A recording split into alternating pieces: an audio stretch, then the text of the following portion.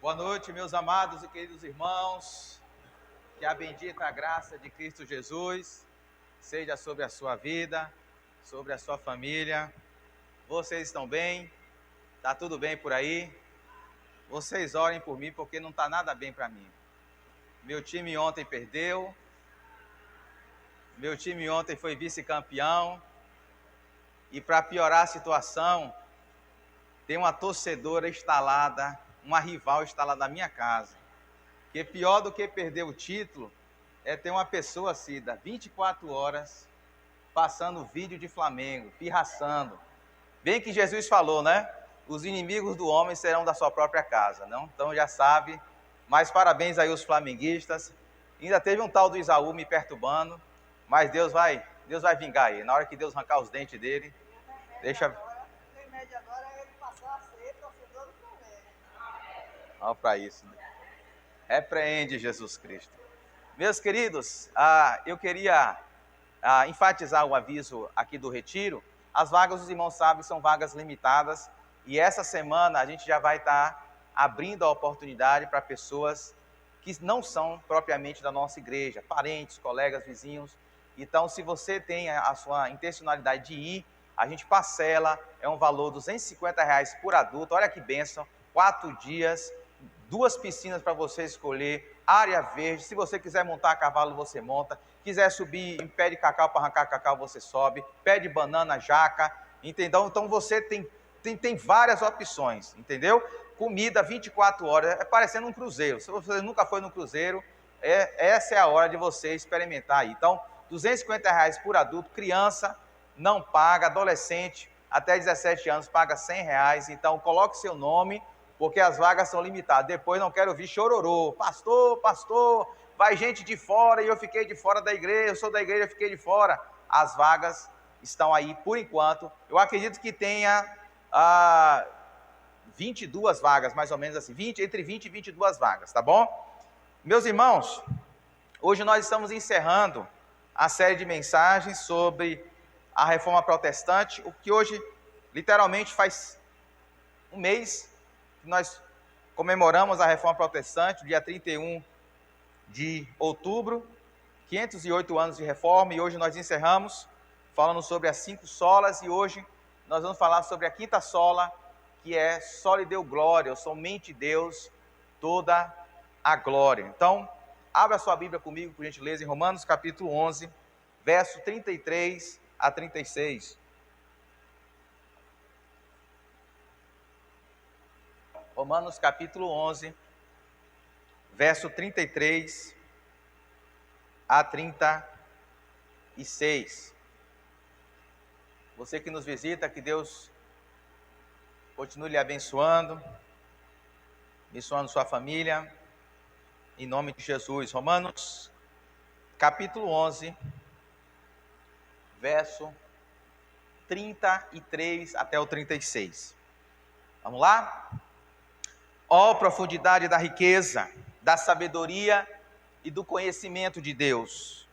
Quão insondáveis são os seus juízos e inescrutáveis os seus caminhos! Quem conheceu a mente do Senhor? Ou quem foi seu conselheiro?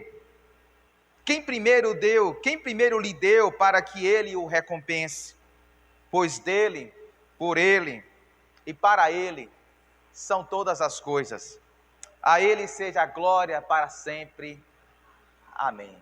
Podeis se assentar em nome de Cristo. Ao longo dessa série nós trabalhamos aquilo que nós chamamos de 5 pilares desse movimento que veio a ser conhecido como Reforma Protestante. Nós já falamos dos 4 primeiros, somente a Escritura. Nós queremos ser uma comunidade firmada na Palavra de Deus, nas Escrituras. A Reforma Protestante surge com esse lema: somente a graça, sola gratia. A salvação é somente a graça de Deus, não é pelos nossos méritos. Solos Cristo, sola fide, somente a fé. Solos Cristo, somente por meio de Cristo. E hoje, soli Deo glória, ou seja, todo esse processo de salvação, todo o mover de Deus na vida de cada um de nós, na vida da sua igreja, é para redundar glória ao nome do Senhor, não aos homens, não à igreja, mas a Deus, a Cristo, ao Deus Trino. E para pensar nesse texto nesse tema com vocês, nós escolhemos aqui Romanos capítulo 11. Romanos capítulo 11, que encerra toda uma sessão que Paulo vem trabalhando sobre o Evangelho de Cristo Jesus. Vocês sabem muito bem que Paulo não é o plantador da igreja que está em Roma. Não foi Paulo que plantou a igreja em Roma. Mas Paulo está aqui escrevendo essa carta no final da sua terceira viagem missionária. No final da sua terceira viagem missionária, talvez aqui Paulo está escrevendo na cidade de Corinto. E Paulo tem uma intencionalidade, tem um propósito. Ele está terminando a sua terceira viagem missionária. O plano dele é ir em Jerusalém, entregar uma oferta de alimentos para os pobres de Jerusalém, mas aí depois fazer a sua quarta viagem missionária para ir para a Espanha. A intenção de Paulo é vir para a Península Ibérica, bem pertinho aqui da gente, na Espanha. Mas antes de chegar na Espanha, ele quer passar em Roma. Ele quer conhecer essa igreja. E para conhecer essa igreja, ele envia uma carta para se apresentar para aqueles irmãos, para apresentar que tipo de evangelho ele prega. Então a carta de Paulo aos Romanos é no intuito de apresentar para aquela igreja qual é a mensagem que Paulo vem pregando ao longo do seu ministério. E interessante, meus amados, que o capítulo 11 encerra com essa expressão de adoração. A maioria das cartas de Paulo, você tem expressão de adoração, que muitos chamam de doxologia. O que é doxologia? Doxa, glória, e logia é escrita, é você escrever glória a Deus. Paulo encerra o capítulo 11 com essa doxologia bem conhecida. Talvez a mais conhecida e a mais profunda do apóstolo Paulo. Mas por que Paulo chega no final do capítulo 11 com essa expressão de adoração? Meio que a gente percebe a ênfase que Paulo dá aqui nessas palavras. Essas palavras carregam peso. Talvez Paulo está escrevendo aqui em lágrimas, com espírito contrito, devoto, em plena adoração ao Senhor. Pelo quê? Se a gente for parar para pensar, a carta de Paulo Romanos era dividida em duas partes. Capítulo 1 até o capítulo 11, Paulo fala do Evangelho. Capítulo 12 até o capítulo 16, Paulo está falando sobre exortações, implicações desse Evangelho. E o que é que Paulo veio escrevendo desde o capítulo 1, meus irmãos? Eu vou fazer aqui mais ou menos um tiratema com vocês. Do capítulo 1 ao capítulo 3, Paulo vai argumentar sobre a necessidade universal da salvação. Paulo vai dizer que todos, seja judeus, seja gentios, brasileiros, argentinos, palmeirenses, flamenguistas, vascaínos, todos estão debaixo do pecado. Todos são pecadores. Ele argumenta isso no capítulo 1 ao capítulo 3. Ainda no capítulo 3, no final do capítulo, na metade do capítulo 3, Paulo agora vai argumentar sobre a maravilhosa solução que Deus provê para a salvação de todo homem. Cristo Jesus. Paulo vai argumentar no capítulo 3 que somente pela fé, mediante a fé em Cristo Jesus, na obra redentora de Cristo, nós podemos obter salvação. No capítulo 4, ele vai usar dois exemplos para fundamentar esse argumento dele. Dois exemplos do Antigo Testamento. Capítulo 4, ele fala de Abraão e de Davi. E vai dizer que tanto Abraão quanto Davi foram alcançados diante de Deus, foram justificados diante de Deus mediante a fé. No capítulo 5, nós até trabalhamos nessa série, o capítulo 5 de Romanos. Paulo vai trabalhar duas questões. Primeiro, ele vai falar sobre as implicações de ser justificado diante de Deus. Quais são os benefícios que nós temos, uma vez que nós fomos declarados justos diante de Deus? Ele fala de paz, ele fala de reconciliação, ele fala de graça, ele fala de um bocado de coisa. Mas ele fala também que depois que Cristo veio, a humanidade é dividida em dois grupos, em dois grandes blocos. Aqueles que estão em Adão e aqueles que estão em Cristo. Aqueles que estão em Adão é aqueles que não creem em Cristo, estão caminhando a passos largos para a condenação. Mas aqueles que estão em Cristo, o segundo Adão, Paulo chama Cristo de segundo Adão, o cabeça, o representante de uma nova humanidade, eles estão caminhando para a salvação. No capítulo 6, capítulo 7 de Romanos, Paulo então vai para um outro argumento, porque houve uma objeção. Olha, se a salvação é pela graça e não depende nada de mim, então eu vou continuar vivendo da mesma forma. Se Deus me salva independente das obras, se Deus me salva independente dos meus méritos, eu vou continuar pecando, porque quanto mais eu peco, mais graça vem sobre mim. Paulo rebate esse argumento, capítulo 6, capítulo 7.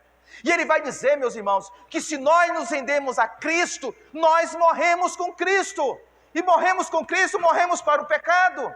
Não podemos mais ser subjugados pelo pecado. A graça que nos salva é a mesma graça que nos transforma, diz o apóstolo Paulo.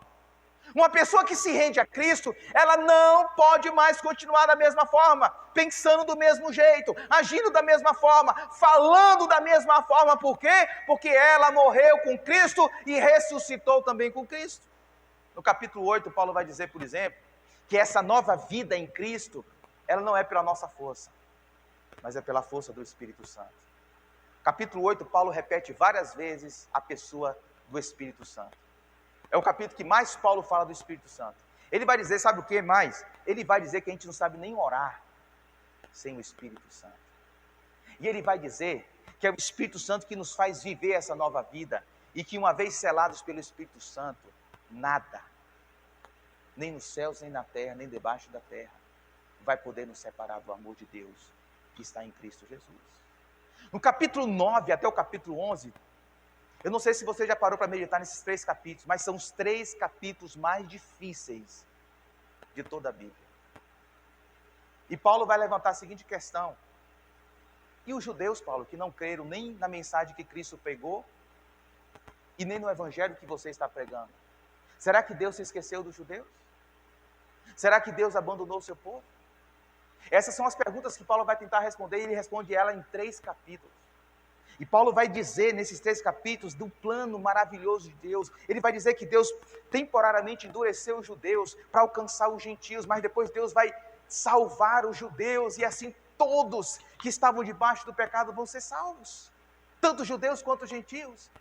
Então perceba comigo, meus irmãos, que o capítulo 11, verso 33 a 36, é o final de toda essa explanação do plano salvador de Deus mediante Cristo Jesus.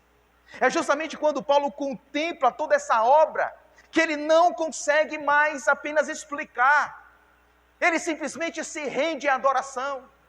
Não há palavras que possam explicar o plano de Deus, então Paulo adora. E é justamente nesse momento que ele declara a verdade que sustenta o sermão dessa noite. Em resumo, nós vamos falar que somente o Senhor é digno de toda a glória, pela sua inesgotável sabedoria, seus planos soberanos e o propósito final de todas as coisas. Somente o Senhor, o Deus Trino, Pai, Filho e Espírito Santo, é digno de toda a glória. Por quê, pastor? Por causa da sua inesgotável sabedoria, seus planos soberanos e o propósito final de todas as coisas. Com a sua Bíblia aberta, eu gostaria de trabalhar com vocês 2 princípios nessa passagem. São 2 verdades gloriosas que Paulo nos ensina aqui. Em primeiro lugar, a primeira verdade que salta aos nossos olhos, que Paulo nos ensina, é que somente o Senhor é digno de glória, por sua sabedoria inesgotável e seus planos soberanos. Paulo vai argumentar que a sabedoria de Deus é inesgotável, é insondável, e que os planos do Senhor, eles são planos soberanos, ninguém pode impedir. Veja comigo os versos 33 a 35. Olha como Paulo começa essa sessão de adoração e de glória. Ó profundidade da riqueza, riqueza da sabedoria e do conhecimento de Deus. Quão insondáveis são os seus juízos, inescrutáveis são os seus caminhos. Quem conheceu a mente do Senhor? Ou quem foi o seu conselheiro? Quem primeiro lhe deu para que ele o recompense? Veja comigo, meus amados, que Paulo aqui, em adoração ao Deus Trino, Pai, Filho e Espírito Santo, ele declara 2 verdades gloriosas, de que somente o Senhor é digno de glória, de adoração, porque a sua sabedoria é inesgotável e seus planos são soberanos. Veja comigo primeiro como é que Paulo fala da sabedoria de Deus, da sabedoria inesgotável de Deus, da sabedoria insondável de Deus. O verso de número 33, ele declara, ele grita, ele exclama: ó profundidade da riqueza, da sabedoria e do conhecimento de Deus! Quão insondáveis são os seus juízos, inescrutáveis são os seus caminhos. O apóstolo Paulo aqui, meus amados, ele está fazendo um cântico, um hino de louvor. E ele usa de um recurso que geralmente os poetas usam, que é um paralelismo sinônimo. Ele usa de são duas frases que falam a mesma verdade, com palavras diferentes, palavras sinônimas, que transmitem o mesmo conceito, a mesma verdade, e ele repete porque ele quer dar ênfase. E quais são as expressões que Paulo repete aqui? Veja comigo na sua Bíblia. Na minha versão, por exemplo, ele fala sabedoria. As palavras sabedoria, o modo correto de agir, conhecimento, juízo, fala das decisões soberanas de Deus, e caminhos, falam dos planos de Deus, são todos sinônimos. São palavras diferentes, mas que têm a mesma ideia, o mesmo conceito. E Paulo está falando que tanto a sabedoria, tanto o conhecimento, tanto os juízos, quanto os caminhos de Deus, eles são profundos. A palavra profundidade aqui dá a ideia de um grande abismo. Paulo está comparando a sabedoria, o conhecimento, os juízos e os caminhos de Deus como um grande abismo que não tem fim. Paulo ainda diz que essa sabedoria é insondável. Nenhuma criatura pode sondar, nenhuma criatura tem o poder e a capacidade de prescrutar a sabedoria, os caminhos, os juízos de Deus. E mais, Paulo diz que essa sabedoria é inescrutável. A ideia da palavra, meus irmãos, é de um animal que vai caminhando e não deixa rastros. Paulo está dizendo: quem é que pode rastrear os caminhos do Senhor? Quem é que pode explicar os planos de Deus? Quem é que pode descrever, definir os planos, os caminhos, o conhecimento e a sabedoria de Deus? É profundo demais, são insondáveis, são inescrutáveis. A ideia aqui, meus irmãos, não é simplesmente que a gente não tem a capacidade, nós seres humanos, não tem a capacidade de conhecer plenamente a Deus, mas a ideia de Paulo aqui é que daquilo que Deus revelou para a sua igreja, daquilo que Deus revelou para o seu povo, que Paulo escreveu nos 11 capítulos iniciais de Romanos, ele não consegue explicar. Ele apenas descreve, ele apenas coloca aquilo que Deus revelou para ele, mas ele não sabe explicar. É insondável demais, é profundo demais. Eu penso que provavelmente Paulo bebeu essas citações de Jó, do livro de Jó, capítulo 5, verso 9 de Jó. Jó, em meio à sua dor e sofrimento, diz: ele realiza maravilhas insondáveis, falando de Deus, milagres que não se pode contar. Jó ainda, capítulo 9, verso 10, Jó diz: Deus realiza maravilhas que não se pode prescrutar, milagres incontáveis. No caso de Jó, é o mistério do sofrimento que está sendo ressaltado. No caso de Paulo, é o mistério da salvação. Mas tanto Jó quanto Paulo chegam à mesma conclusão: os caminhos de Deus são grandes demais para serem explicados e profundos demais para serem sondados. Esse é o Deus que nós adoramos nessa noite. Esse é o Deus que nós servimos. Os caminhos dele são grandes demais para serem explicados por nós. Os caminhos dele são profundos demais para serem sondados. Agora veja comigo que Paulo não somente fala dos caminhos e da sabedoria inesgotável do Senhor, mas ele fala também e destaca os planos soberanos de Deus. Verso 34 e 35, ele está falando da soberania de Deus. Os planos de Deus são soberanos. Os planos de Deus são imperativos. Veja comigo, ele faz perguntas, 3 perguntas retóricas aqui. E uma pergunta retórica não é que Paulo está querendo saber a resposta, ele já sabe a resposta. E a resposta aqui é um sonoro ninguém. Olha as perguntas aqui, ó. Quem conheceu a mente do Senhor? Resposta: ninguém.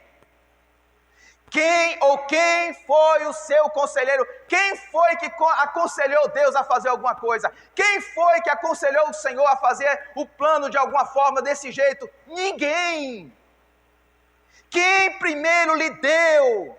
Quem foi aquele que forneceu ao Senhor primeiro? Quem foi aquele que emprestou ao Senhor? Quem primeiro lhe deu para que ele o recompense? A resposta é ninguém. Paulo está falando da soberania de Deus. E mais uma vez Paulo faz uso aqui de duas passagens do Antigo Testamento. Isaías 40, verso 13 e 14. E mais uma vez Jó, agora o capítulo 41, verso 11. Isaías 40, meus amados, que é o texto que Paulo cita aqui em Romanos 11. Isaías 40, Deus revela a sua soberania frente aos ídolos.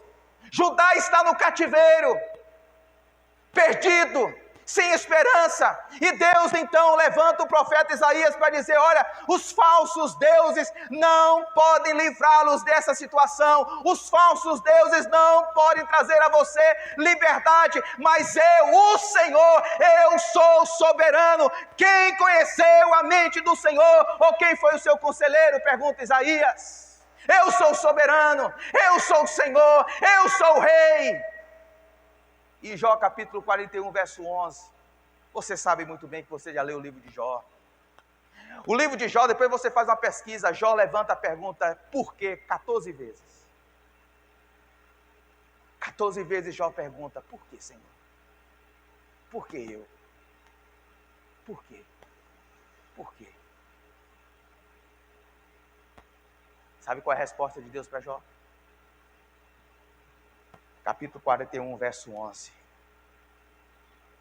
Deus fala assim: quem primeiro me deu alguma coisa que eu lhe deva pagar?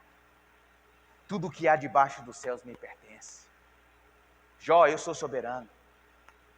Não cabe você tentar explicar os meus caminhos. Eu estou no controle, eu sou o Senhor. Quem foi que me deu alguma coisa, Jó? Quem foi que me prestou alguma coisa? Quem me aconselhou em alguma coisa, Jó? Eu estou no controle. Meus amados e queridos irmãos, é a contemplação do agir de Deus, do caráter de Deus, dos planos de Deus, revelados nas Escrituras, que leva o apóstolo Paulo a render-se em completa adoração e louvor à glória de Deus.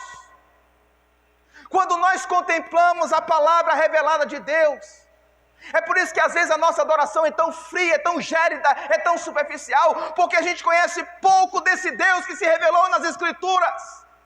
É quando Paulo contempla os planos gloriosos de Deus, é quando Paulo contempla o Deus que está agindo na história, desde Gênesis até Apocalipse, que ele se rende em adoração e louvor ao nome do Senhor, reconhecendo que ele é soberano. O Deus que se revela nas Escrituras, meus irmãos, realiza obras que ultrapassam nossa compreensão. Deus é maior do que todas as nossas perguntas, mais sábio do que todas as nossas respostas. Como é que isso pode fazer sentido para nós? Meus queridos, quando eu penso nesse texto, a gente precisa entender o seguinte: que diante desse Deus que nós estamos aqui contemplando, nós precisamos descansar e confiar no caráter dele. Mesmo que a gente não tenha as respostas, mesmo que a gente não tenha as explicações, mesmo que os nossos sentidos não estão conseguindo captar nada, nós precisamos confiar e descansar no caráter sábio desse Deus. Um Deus que em sua sabedoria e conhecimento é riquíssimo. Seus juízos são inescrutáveis, seus caminhos insondáveis. Um Deus que ninguém tem a capacidade de conhecer a mente dele, de sondá-lo, de prescrutá-lo. Um Deus que não precisa pegar emprestado de ninguém. Deus não deve nada a ninguém, ele é soberano. Quantas vezes, meus irmãos, oramos como se Deus não conhecesse a nossa caminhada, como se Deus não conhecesse aquilo que nós estamos passando, como se Deus não conhecesse a nossa história. Meus queridos, quais são as implicações práticas diante do fato de nós aprendermos aqui da palavra que Deus é todo sabedoria, e Ele é soberano e está no controle de todas as coisas? Eu penso que, em primeiro lugar, meus irmãos, nós deveríamos confiar mais em Deus, mesmo quando a gente não entende. Você já passou por uma situação em que você não está entendendo por que, Senhor, eu estou passando por isso? Eu, como pastor, eu passo tantas situações, meus irmãos, que eu falo com Rita: Rita, por que Deus está permitindo tantas essas coisas? A gente não sabe. Não tem ninguém para explicar. O que Deus espera de mim, de você, diante desse Deus que se revela aqui? Confie. Eu sei o que eu estou fazendo. A minha sabedoria é inesgotável. Os meus juízos são insondáveis, meus caminhos inescrutáveis. Você não sabe como lidar com a vida, mas eu sei. Você não sabe muitas situações, decidir entre a direita e a esquerda, mas eu sei. Deixa eu conduzir a sua vida. Deixa a minha sabedoria guiar suas decisões.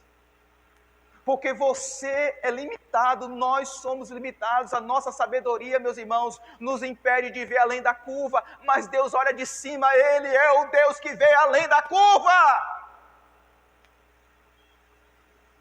Segunda implicação: adore a Deus não pelo que você vê ou entende, mas por quem Deus é. Adorar a Deus mesmo quando a gente não vê e não percebe o agir de Deus, a gente adora. Paulo, ele não consegue explicar, Paulo não consegue descrever, mas ele se rende à adoração. Terceira implicação: aceite que sua visão é limitada, mas a de Deus é perfeita. A nossa maneira de ver as coisas é muito mundana, é muito enviesada pelo mundo, pela carne. Mas Deus é santo, Deus é puro. Quantas vezes, meus irmãos, nós estamos cedendo a visão, não a visão de Deus, mas a visão do mundo. E Deus está dizendo: deixa que a minha visão norteie a sua caminhada, a sua história. Renda-se em perfeita adoração. E em quarto lugar, submeta a sua vida, a seus caminhos, sua história, à sabedoria de Deus. Sabedoria de Deus.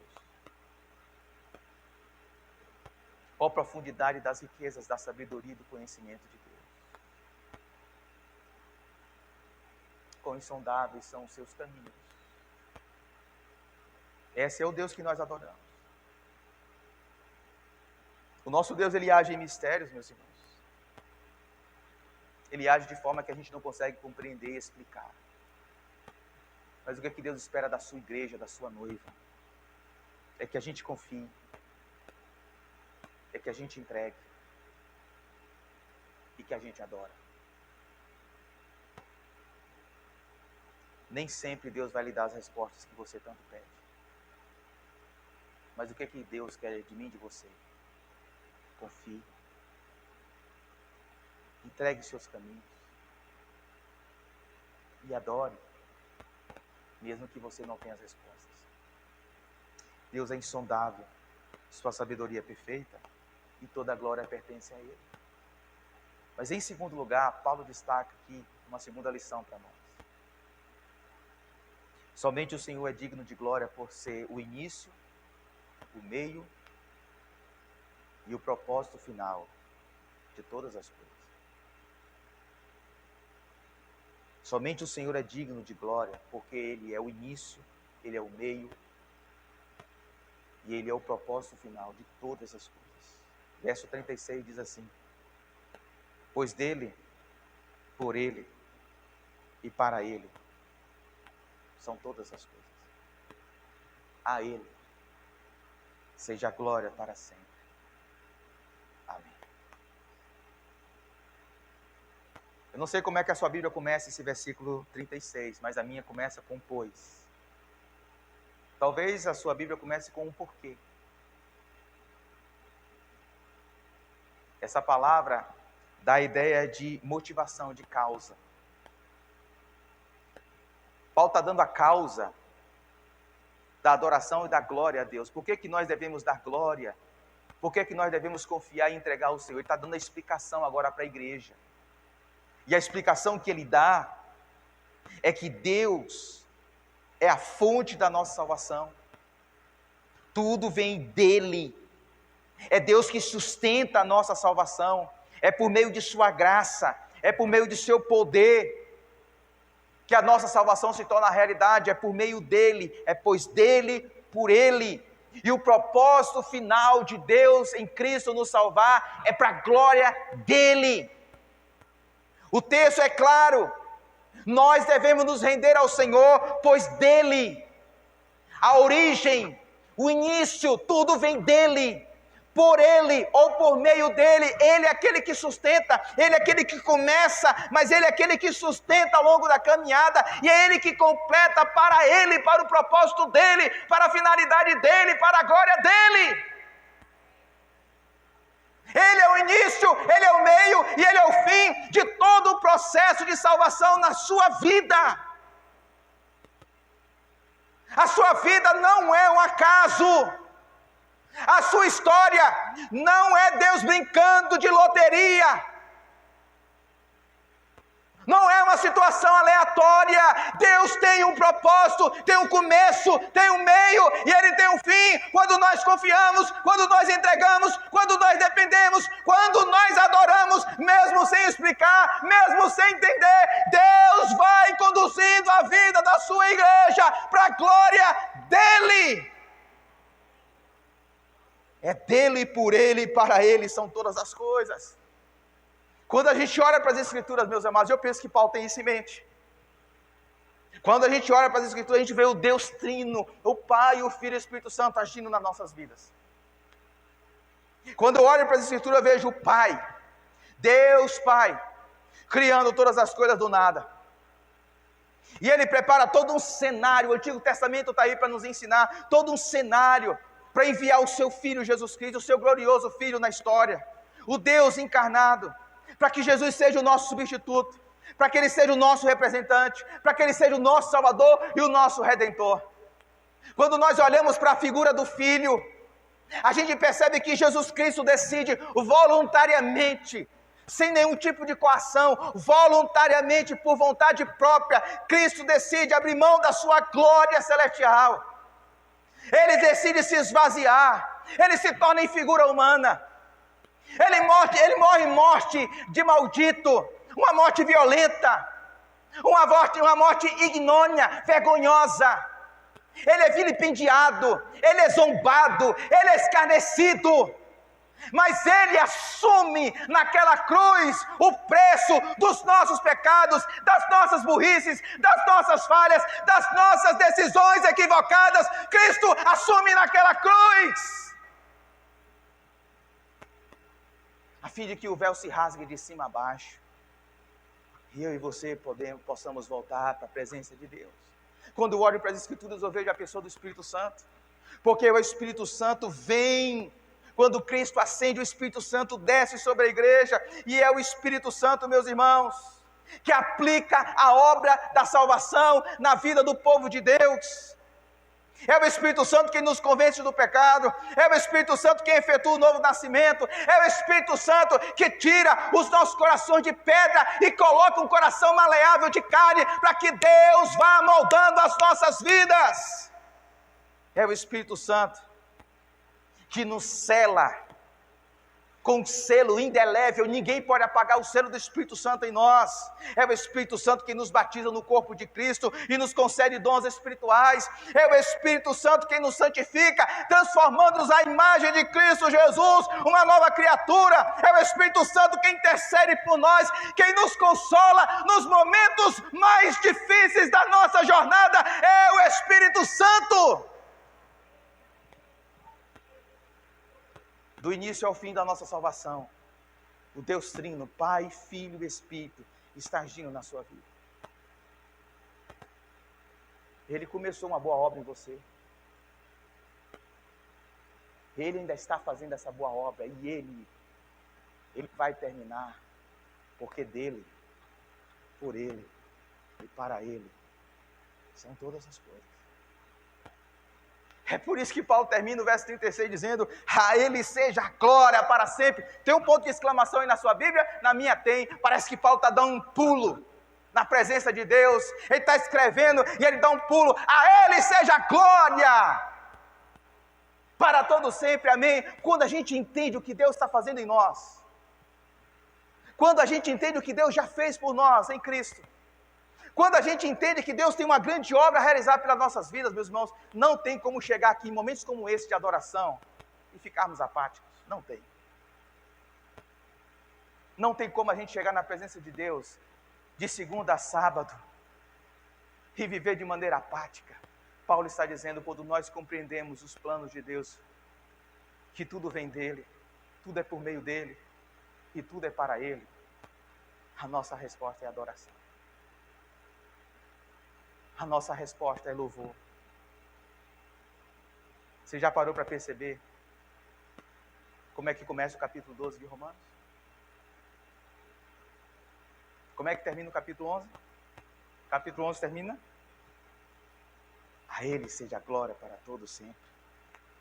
Amém? E como é que começa o capítulo 12 de Romanos? Capítulo 12, Paulo começa dizendo assim, portanto. Ou seja, diante disso que eu acabei de escrever, portanto. Qual é a conclusão, qual é a nossa resposta diante de tudo aquilo que eu escrevi? Portanto, irmãos, Paulo faz um apelo agora para a igreja. Se você entende que Deus fez tudo isso por você, nós estávamos no lixo espiritual, nós estávamos mortos, sucumbidos em nossos pecados, em nossos delitos, e Deus fez tudo isso por nós. Portanto, irmãos, rogo-vos pelas misericórdias de Deus, que se ofereçam como sacrifício vivo, santo e agradável a Deus. Este é o culto racional de vocês. O culto racional que Deus espera de mim e de você, meus irmãos, não é simplesmente cantarmos canções bonitas, levantarmos as mãos, dizemos glória a Deus, não. O culto que Deus espera da sua igreja é que diante da manifestação da graça, da misericórdia do Senhor, a gente entregue a nossa vida como um sacrifício não morto, não maculado, defeituoso, não de qualquer jeito, mas um sacrifício. Um sacrifício vivo. Um sacrifício santo. E a ideia de santo aqui dá a ideia de separado, de consagrado. A minha vida é dele. Eu adoro a ele, eu não adoro o meu trabalho, não adoro o meu casamento, não adoro meus filhos, não adoro o dinheiro, não adoro a minha felicidade, a minha vida é dele. Esse é o culto agradável, esse é o culto racional.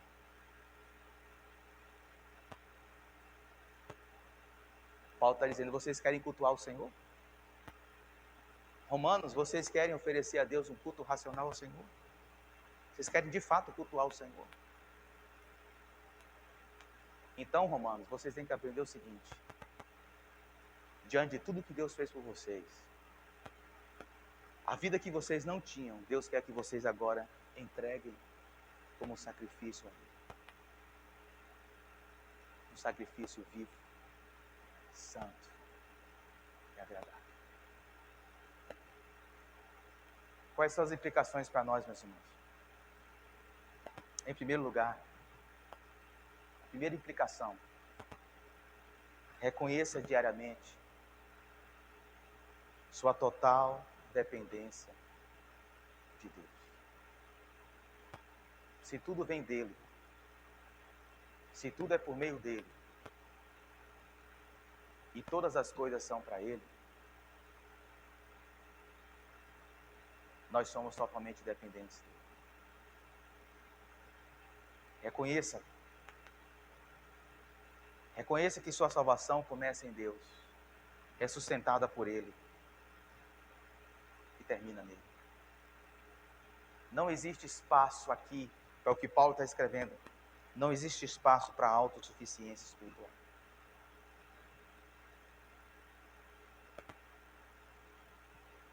Não existe espaço. Não existe espaço para essa tendência mundana de dependermos de nós mesmos, de seguirmos o nosso coração. Se tudo é dele, por ele, para ele, então eu sou completamente dependente dele. As minhas decisões, as minhas escolhas, tudo é para ele. Segundo, viva com humildade, porque nada do que você é espiritualmente vem de você. Isso deveria nos tornar pessoas mais humildes. Quando a gente compreende realmente a palavra de Deus, nós nos tornamos pessoas mais humildes.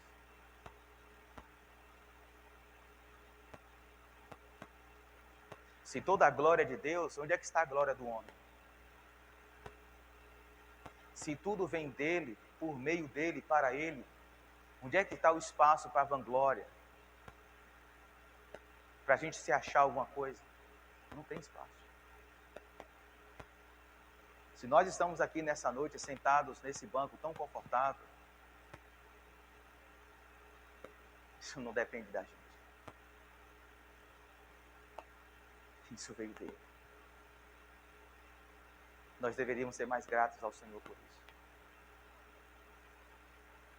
Às vezes a gente reclama tanto porque não tem isso, porque não tem aquilo, porque isso não deu certo, não deu aquilo certo. Mas quando a gente olha para a cruz, tudo o que nós precisamos está em Cristo. Terceiro, descanse no fato de que Deus não apenas inicia, mas sustenta a sua salvação.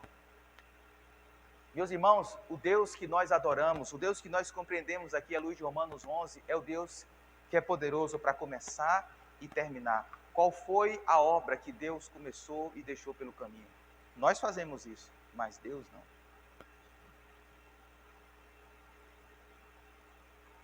Deus não é relapso.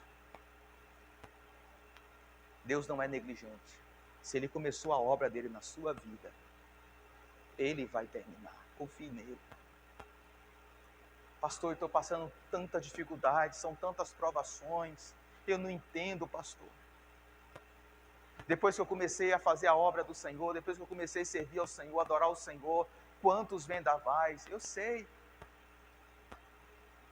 O apóstolo Paulo vai passar uma grande tribulação meses depois, meus irmãos, de escrever essa carta. Ele vai ficar 4 anos preso sem saber o porquê.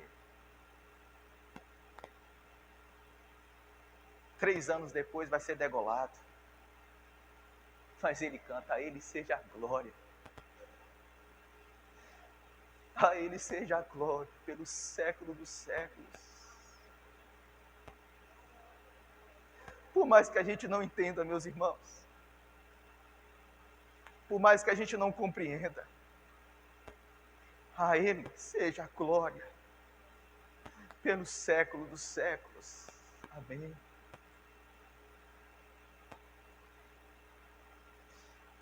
E por último, adore com mais profundidade. Adore com mais profundidade, meus irmãos. Maravilhado com a obra do Deus Trino. Não se acostume com a presença de Deus, não. Não banalizemos momentos como esse, não, meus irmãos. Nós não estamos no teatro. Nós não estamos no cinema. Nós não estamos numa formatura. Nós estamos na presença de Deus Todo-Poderoso. Venha para momentos como esse e derrame a sua alma na presença do Senhor. Porque Ele é digno. do nosso sacrifício vivo, santo e agradável. E eu quero finalizar, eu já convido o Ministério do Louvor aqui. Eu quero finalizar, meus irmãos, dizendo que Romanos capítulo 11, verso 33 a 36, nos leva ao lugar onde toda a verdadeira fé termina, aos pés de um Deus insondável, soberano e glorioso. Se tudo é dele, se tudo é por ele e para ele, então a nossa vida tem que estar inclusa nisso aí. Se todas as coisas é dele, por ele e para ele, a sua vida faz parte dessas todas as coisas. Se os caminhos de Deus são insondáveis, então você pode confiar mesmo quando não entende. Se a salvação começa em Deus, é sustentada por Deus e termina em Deus, então você pode descansar, porque não são as suas mãos que te seguram, é as mãos de Deus que está segurando você. Hoje Deus te chama, meus irmãos. Hoje Deus nos chama para que a gente entregue o controle das nossas vidas a Ele.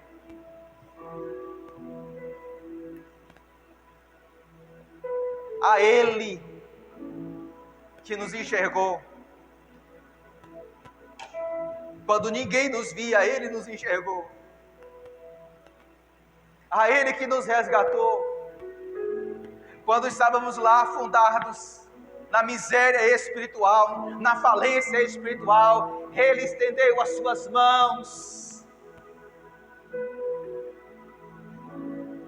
para nos ensinar que dele, por ele e para ele são todas as coisas. Vamos adorar o Senhor. Feche os teus olhos. Ao que venceu a morte, ao Criador da vida, mudou a minha sorte. Quando não vi saída, Tu és Deus. Quem sou eu para negar o Teu poder?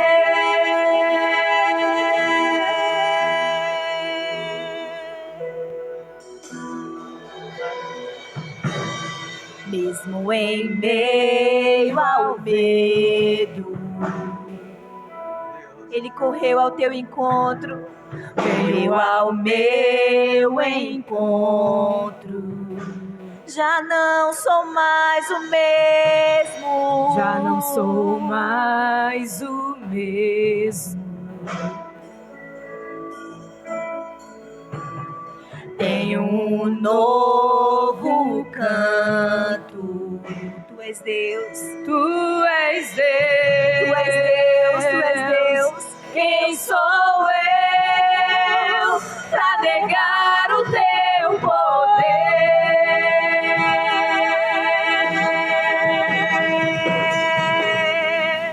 A Ele que me enxergou, a Ele que me resgatou, toda honra, toda glória.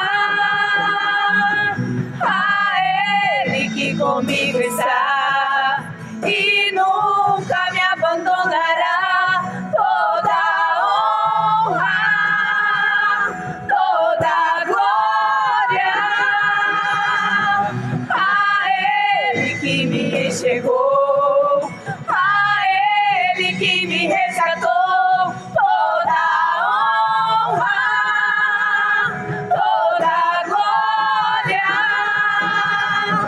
A Ele que comigo está e nunca me abandonará, toda honra, toda glória.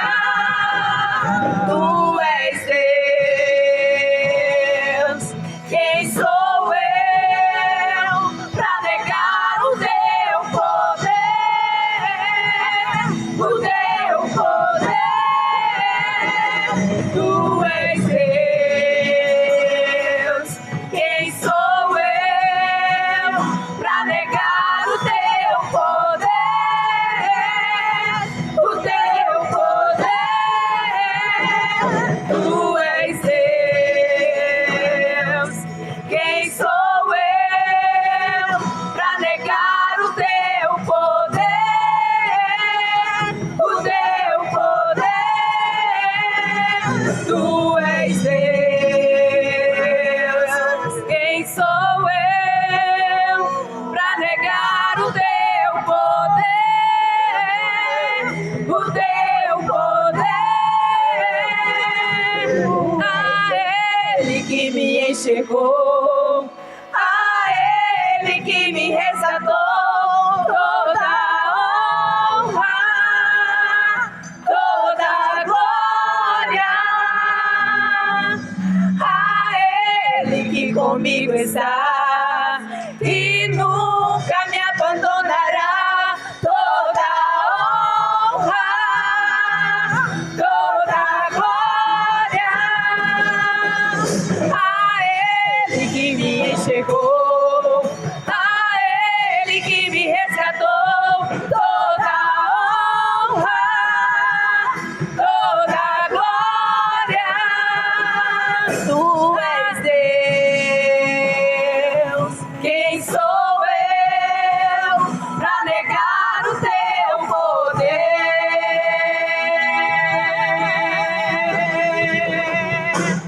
Tu és Deus.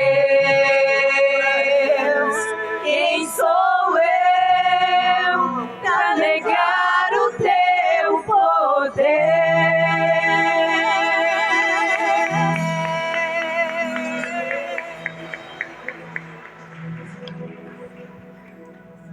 Nessa noite eu queria fazer um convite a você que ainda não serve a Jesus. Nós vamos estar orando nessa noite, finalizando o nosso culto. E se você quer se render a Jesus, você que ainda não se rendeu a Jesus, lembre-se, você ainda está em seus delitos e pecados. Quando Jesus Cristo voltar, e você for encontrado nessa situação, você vai estar descoberto da graça de Cristo. Porque o juízo segue-se à morte. Se você quer se render a Cristo, nós vamos estar orando em nome de Jesus. Vamos orar então. Não há ninguém. Feche seus olhos. Oh Senhor,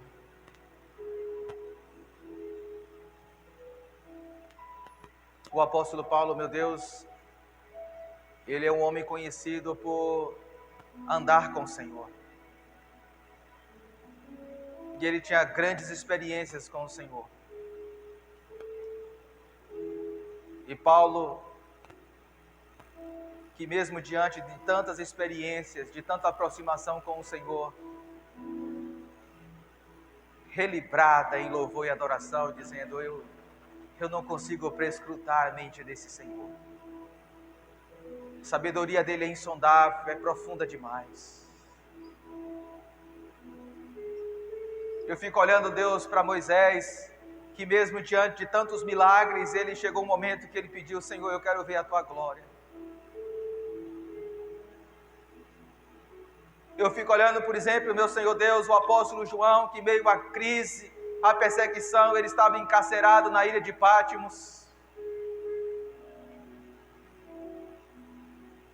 Talvez a igreja da Ásia perguntando: por que o nosso apóstolo? Por quê?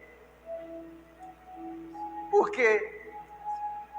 Por que, Senhor, o Senhor permitiu isso? E a tua palavra diz que no domingo pela manhã o céu se abre. E João tem uma visão extraordinária. Ele vê o Senhor assentado no alto e sublime trono. Ele vê que o Senhor está no controle, que o Senhor é soberano. E ele se rende à adoração. A tua palavra diz que ele cai como morto. E Jesus Cristo vem até ele e diz: não temas, sou eu. Eu estou aqui. Oh Deus, quantas vezes nós estamos assim como João, Deus, prostrados, prostradas, cheio de perguntas e sem nenhuma resposta, Quantas vezes nós estamos exauridos, exauridas. Quantas vezes nos sentimos, meu Senhor, incompreendidos. Quantas vezes nos sentimos, meu Senhor Deus, num beco sem saída, num labirinto, meu Pai. Mas quando a gente se depara com a Tua Palavra, e a Tua Palavra diz, olha, profundidade das riquezas, da sabedoria e do conhecimento de Deus. Quão insondáveis são os seus juízos, inescrutáveis, irrastreáveis são os teus caminhos, Senhor. Quem é que pode conhecer a tua mente? Quem foi, Senhor, que o Senhor pediu conselho para alguma coisa? Quem foi que te ensinou? Quem foi que te emprestou alguma coisa, Deus? Quem foi que te deu algo, Senhor, para que o Senhor possa recompensá-lo? Quem foi, Senhor? Se tudo vem de Ti,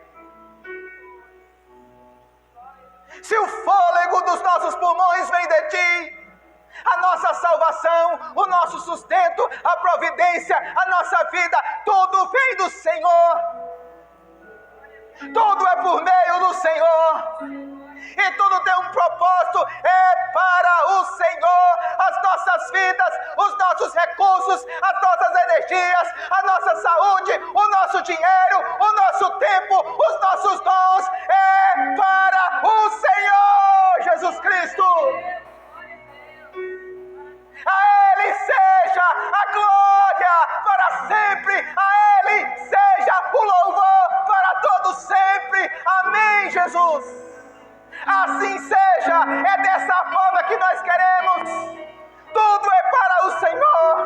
Nos perdoe, Deus. Nos perdoe por todas as vezes que as coisas, que a nossa vida, que os nossos recursos não foram para o Senhor. Nós queremos te pedir perdão e pedir, Deus, nos alinhe, nos restaure, nos renove, a fim de que todas as coisas sejam para Ti. E que as nossas vidas e tudo que mais se liga a elas seja como um sacrifício vivo. Nós não estamos te oferecendo bodes nem ovelhas, nós estamos oferecendo a nós mesmos. Nós mesmos estamos nos colocando no altar, Senhor. Ali, uma entrega total, uma entrega com sacrifício vivo, consagrado, santo, separado e agradável ao Senhor. Esse é o culto que nós queremos te oferecer todos os dias. Nos ajude a isso, Espírito Santo, a oferecer esse culto ao Senhor, não menos do que isso, Senhor. Nós não queremos oferecer menos do que isso. E todas as vezes que o nosso coração se desviar disso, Senhor, que o Teu Espírito Santo nos visite, nos encontre e nos recoloque no caminho, em nome do Teu Filho Jesus Cristo. Que o amor de Deus, que a graça e a paz de nosso Senhor e Salvador Jesus Cristo e as consolações do Espírito Santo de Deus seja com todo o povo de Deus, seja com esta igreja, desde agora e para todo sempre. Amém, amém, amém.